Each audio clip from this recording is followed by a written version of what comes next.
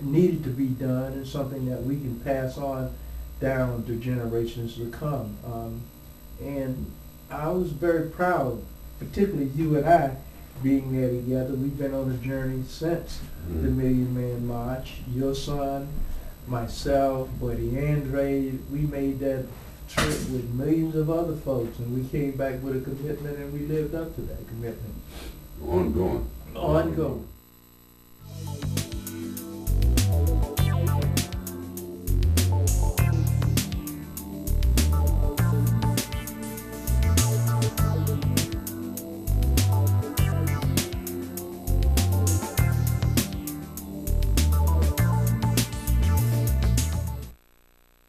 Happy to be among you, and you're very glad to be here.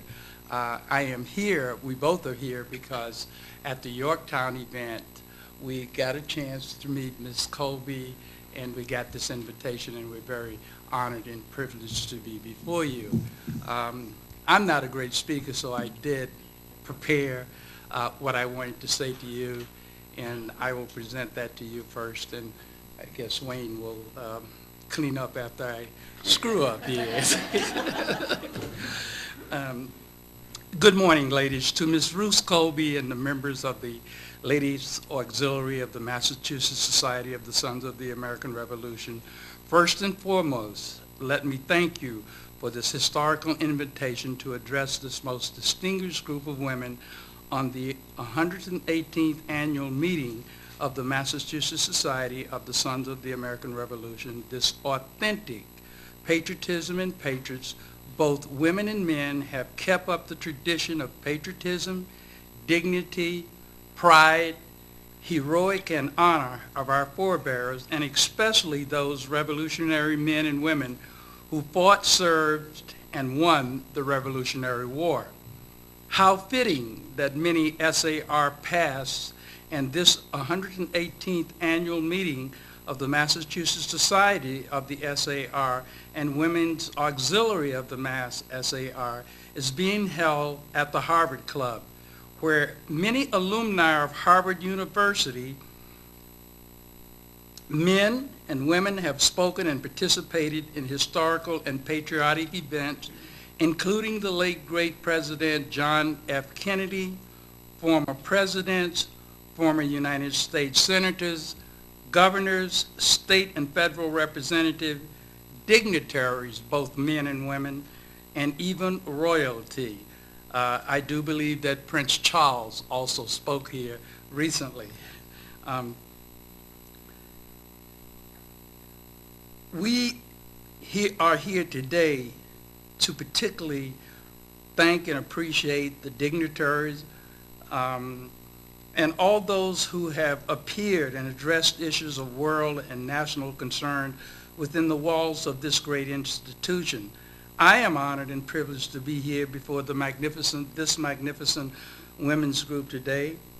On this historical occasion, the naming of the new president of Harvard, a very brilliant woman, Dr. Drew Gilpin Foss, former dean of Radcliffe College, became the first president of Harvard University only a few days ago.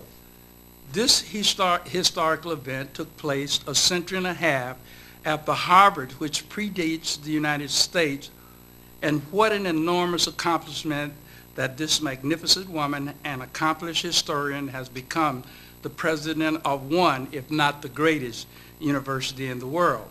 It is also fitting to note that Dr. Foss, a historian, has made national, world, and Commonwealth of Massachusetts history during Black History Month. Black or Negro History Month was founded by another Harvard alumni, Dr. Carter G. Woodson, also known as the father of Black history. Dr. Woodson was a distinguished Black author, editor, historian, and believed that Black and African Americans should know their past in order to participate intelligently in the affairs of our country. He further strongly believed that Black or African American history, if you prefer, which others try to diligently to erase, is a firm foundation for young Black African Americans to build on in order to become productive citizens of our society, and I also personally share those beliefs. I am certain that those assembled here today, the Women's Auxilary representing the Mass SAR of the Sons of the American Revolution, and honored guests extend their sincere congratulations and support to Dr. Drew Gilpin Boss. History has recorded, and research that I've been able to review gives a pretty accurate account of women's role during the Revolutionary period. Women's life during the Revolutionary period and era centered on the home. From customs and tradition, we have learned that a man was the head of the household and women had a supporting role.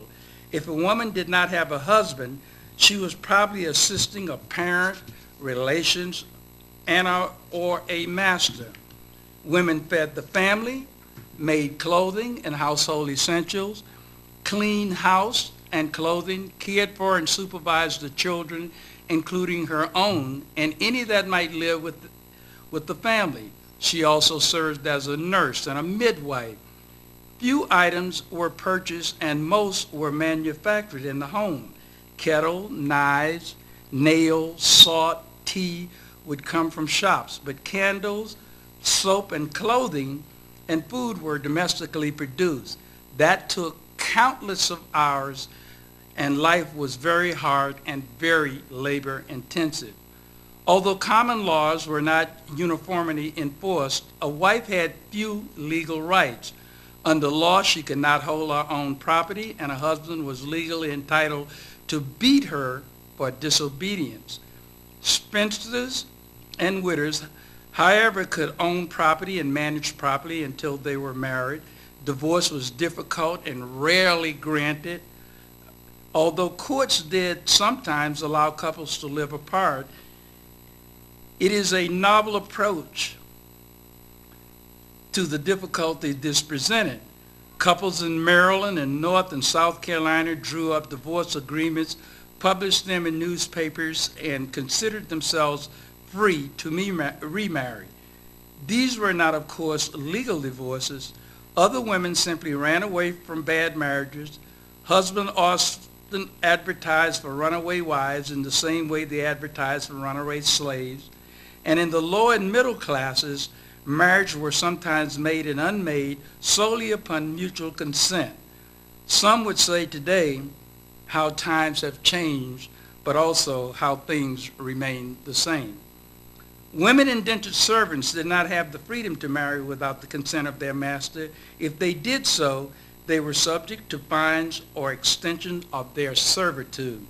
Women who bore illegitimate children during their service were subject to the same and could also be publicly whipped. Free white women in the populated areas could often find employment as maid, cooks, laundresses, and seamstresses. Black or African American women servants, unlike white women servants, worked in the fields as well as the house. During the Revolutionary era, there were laws in the South and in the Commonwealth of Massachusetts as well as the Commonwealth of Pennsylvania against interracial marriage.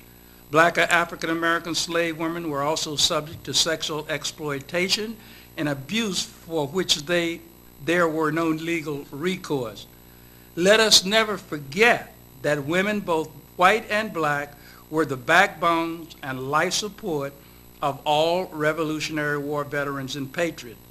The war would not have been won without the support of these brave, valiant, and patriotic women. It should be a dedicated mission of all that are gathered here today and beyond to ensure that history is re-recorded and rewritten with authentic, professionally researched, historical, credible facts and taught in every classroom in America from elementary school through university. Be it further known, prior to boycotts of British goods, manufactured cloth was inexpensive, and in urban areas, cloth was usually bought rather than manufactured. However, in rural areas, spinning and weaving were important tasks. It was predominantly done by young women, whereby the origin of words spinster and distaff were frequently used. Colonial boycotts of British goods also increased the necessity of manufacturing and raised the art of spinning from a necessity to the act of political protest.